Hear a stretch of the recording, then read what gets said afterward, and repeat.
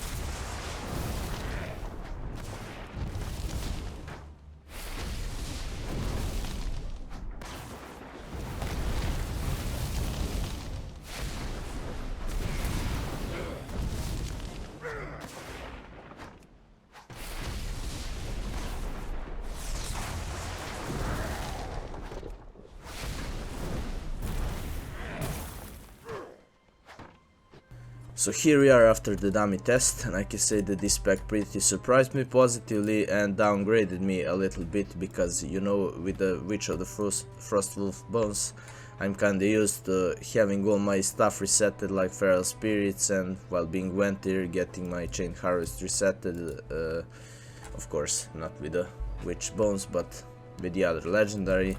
And now playing this and having nothing to be resetted with just your pure spells was a little bit weird, but it felt good, because I did always like the concept of having a fire shaman, and this pack is just that. As you can see in damage, your flame shock, lava lash are one of the top spells, of course followed with lightning bolt, which isn't fire, but it's still kind of a unique, because enhancement shamans were always about the storm strike, wind fury, and, you know, stuff like that. So this kinda puts a new innovation in this. So overall I'm pretty pleased about the damage. As you can see, 516k for 1 minute and 5 seconds, which I could maybe attack for a 5 seconds more, to be fair with the other videos, but did performed very well, almost similar damages Witch Doctor's Wolf's Bones.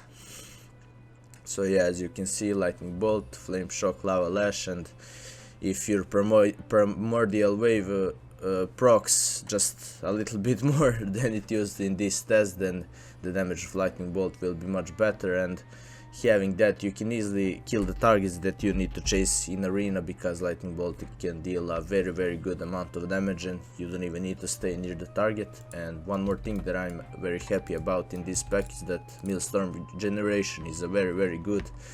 And yeah, as I already mentioned, you always have some button to press, always like a hot pocket activates, storm strike resets quickly, blah blah blah. So yeah, overall I'm happy with this pack, although I do think that Witch Doctor's Wolf's Bone is a little bit better than this, but I think that this spec would be very good performance in rated BGs, because you know that Flame Shock being the most damaging spell and having the Lava Lash to spread it among all the enemies, and plus on top of that, when you use the Primordial Wave, it's gonna hit the people with the Flame Shock, and that Lightning Bolt next will hit all those targets affected with the Flame Shock, and you can deal pretty good and a hard DOE damage on multiple enemies. So their healers would get very confused, I'm sure, in that.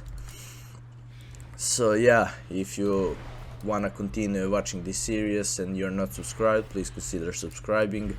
The next one for test will be the elemental one, and we are going back to the Venture for that one, and the next is the Skybreaker's Fairy Demise, to see up to how much seconds we can reduce the cooldown of Chain Harvest, because I heard it's so insane. So yeah, we're gonna see that in the next video. Thank you guys for watching, and see you in the next one.